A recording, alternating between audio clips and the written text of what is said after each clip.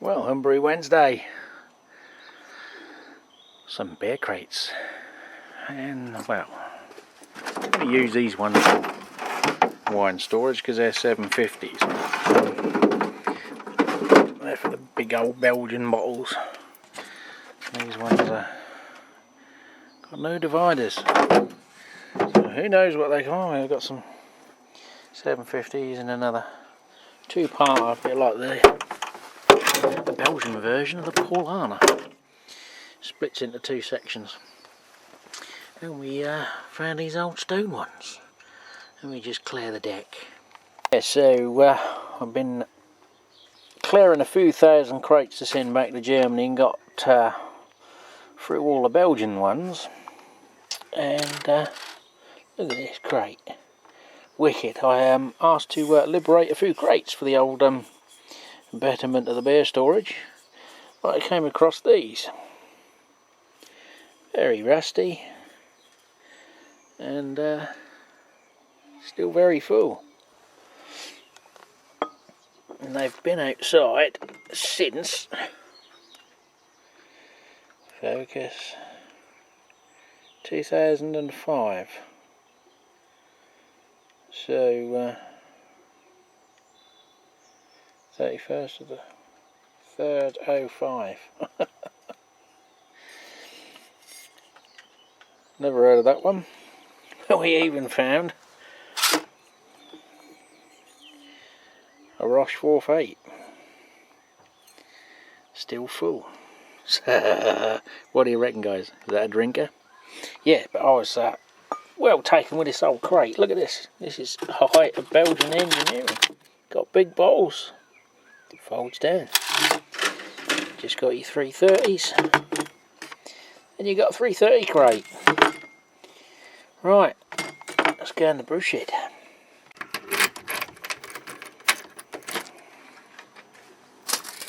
Oh, more surplus to requirement. Only this time it's cider. Managed to get this for the personal reserve.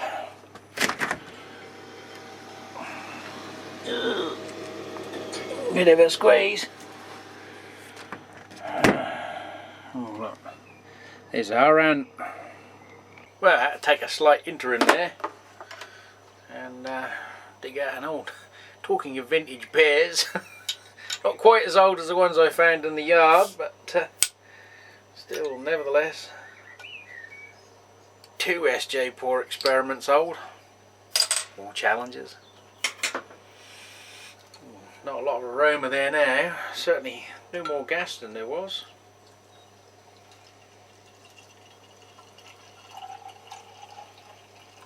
This was my raspberry wheat beer, which sort of didn't really come out. More of looks like one of those Bitburger fruit beers.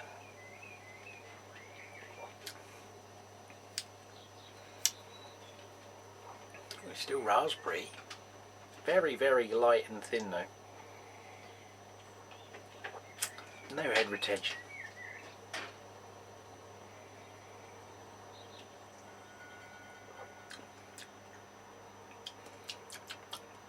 Not quite as alcoholic as they were 2 years ago. They might be saved from the still. So, not a lot gone on this week. I'm on holiday as we speak, so trying to motivate myself to do a few jobs. Keg wise, the guy, I think Fubard on that one, he's not sorted out the payment, so it's still floating around in PayPal land, so my mini keg doesn't look like it's going to transpire because dickhead's not doing anything about it. So what went on there I don't know, but because on the premise of that I did buy some new gas posts and this little gizmo, which has got a 1/4 inch thread on it, I think. It's just a tapered, and you've got your standard bit on the end there. I shan't unscrew it because the pop it will fall out, but inside it is the little dip tube, the gas dip tube, which is only tiny, and you've just got a little seal there, so you can obviously fit this into the side of a keg if it hasn't got one, like this one hadn't. Or modify, if you've seen some of the keg lids that are available for carbonation, fitting one of those drilled into the lid. Although I haven't got use for it now, but who knows, another one may turn up. Those of you in England, you're familiar with the, I think what we call it, the S30 valves, the Hambleton Bard, that take like the soda stream type cylinders, or the little CO2 cylinders. King kegs in the little pressure barrels. I got the one of these from work, which is a stainless steel version of the brass one, and a repair kit for my old brass one. The idea being, I have an old keg lid that was swapped out by the Homebrew company because it had a faulty weld where the pressure release valve went.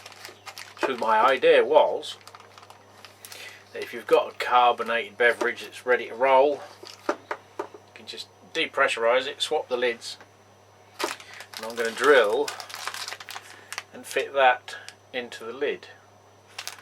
Then obviously repressurize it, and I don't know whether the little CO2 cylinders that screw on those little plastic carriers will be enough for serving, but if not, one of those bottles, the Hambleton Bard bottles, I can get those from work, so that you could use a keg portable without lugging a big bottle around. So that is my idea with that, wherever the lid may be. I've got a little box here with some more bits to add to it. I bought some more keg feet, because these new kegs that I've got, the old feet are getting a bit shot. So we've got those ready. I still haven't found my other frigging stir bar. I've got to find my Dremel type drill machine grinder, and I'm going to fit one of those STC type temperature controllers into that beard line chiller.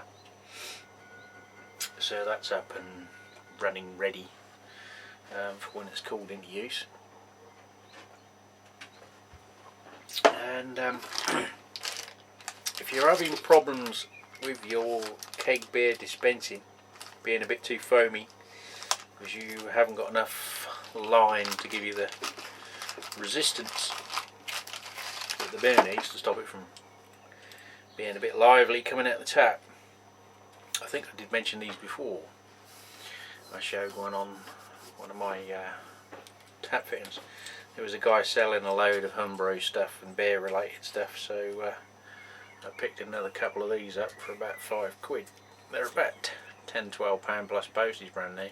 That's 3/8 in, 5/16 out. So what you can do is just do a short length of 5/16 to your tap, or if you've got one of those little Cobra taps and you're having problems, then you can just adjust the pressure by rotating this. There's only like a little float valve inside. As you screw this, the valve closes in on the tape inside piece, so it reduces the amount of area there is for the beer to flow through. This is another make, same principle. I think the Daleks taps have something similar to this actually fitted to the back. If you want their version, you can see this goes in and out on that bit there as it screws in and out. So I've got a couple more of those in case I get any problems, or the ones I've got are no good. Ready for the old bar build. I haven't done much more research on that. I did find some nice pieces of wood at a building site, but they had the fire before I could manage to strike up a conversation and scrounge some nice carved posts.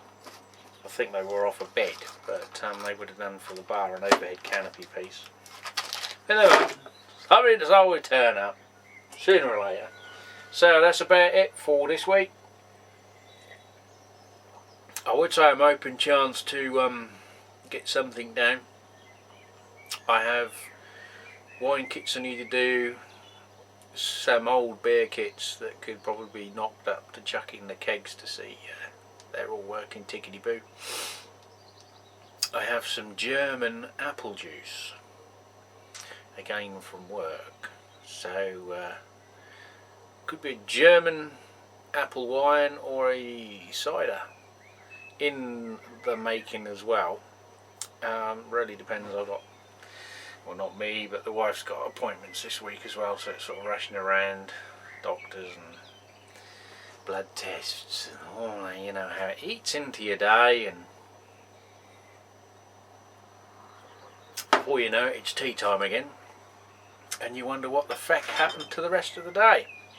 So, I will bid ye farewell. My next video, I think there's one in the tubes for this, plus whatever else I get a chance to do. There's going to be a very unusual beer later on. I don't know when I'm going to get a chance to do that, but hopefully I can get a few beer reviews in this week. And I do have the accent challenge. I have been nominated by Steve Molson of Plot 42 and Glenn at Homebrew Wednesday also nominated me end of last week. So I have to tell you loads of words. Don't know why some of them are in, because they're not really different. But I might throw a few of my own in. We know what happened to Earl Portland when I threw my last damn word in. Anyway, catch you on the next one.